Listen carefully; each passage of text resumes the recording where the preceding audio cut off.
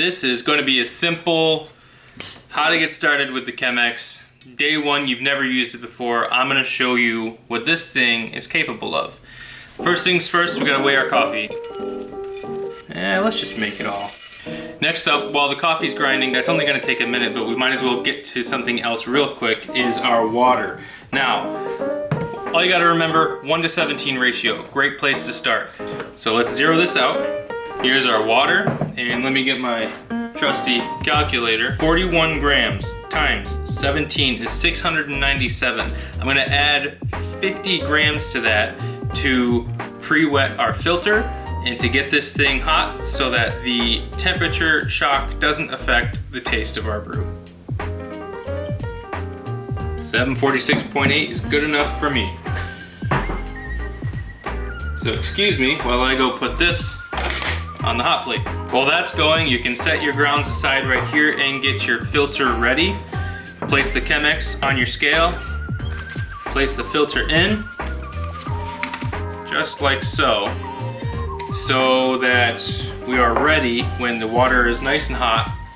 Pre-wet the filter, and we'll take it, dump it, and get our grounds in. So, just 1 second. Water's ready. Zero it out. Start pouring 50 grams in. Make sure to hit quite high up on the wall. 45, 48, 50. Let that drip down some. Go ahead and pull it off the scale. Now everything's nice and warm. Grounds in.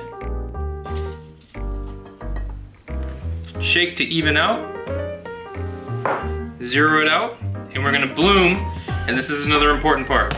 However many grams of coffee goes in, so in this case 41, double that weight for the bloom, which is the water that you initially pour. You wait for about 30 to 45 seconds. Sometimes I wait 30 seconds when it's a real small, like 20, 25 gram brew. In this case, I'm gonna wait a full 45 seconds and then continue to pour pretty much continuously. So let's get to it. Zero out, start my timer. So I'm looking for 82 grams. Make sure to get good coverage all the way around. 83, that is fine. And now we're gonna wait until about that 45-second mark.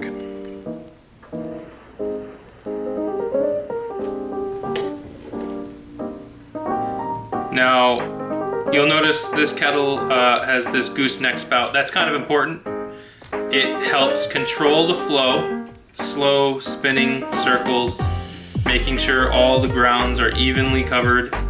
2 hands on the kettle helps stabilize my pour so that I am pouring in the areas that I really mean to. Making sure to never let that water level come below the actual bed of coffee so that hot water is always extracting from our grounds. We are almost through.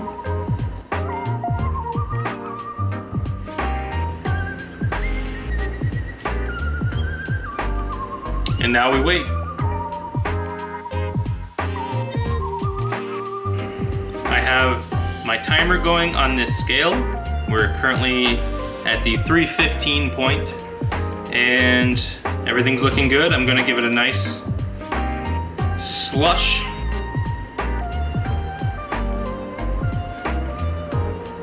Now we wait for at least another minute.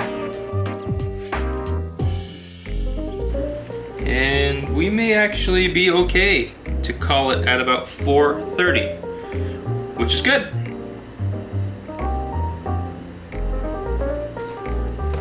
Don't need that anymore. So at this point, all you need to do is remove the filter. And voila, got wonderful Chemex brewed coffee.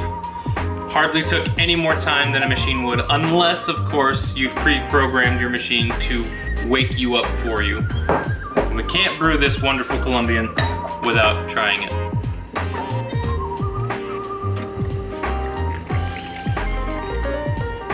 But of course, the sniff test first.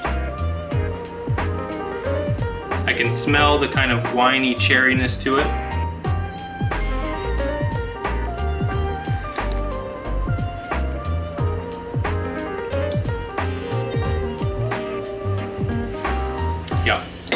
Such an excellent coffee.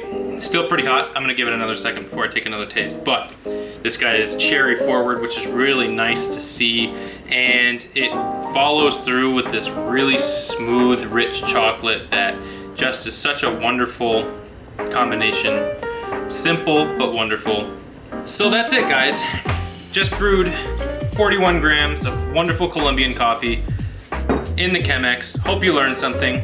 Come back for the next one. We're gonna do V60, we're gonna do French press, we're gonna do AeroPress, and if you like these, let's start talking. Tell me how else you brew coffee. There's a lot of devices out there that I've yet to discover, so let's start talking. Cheers.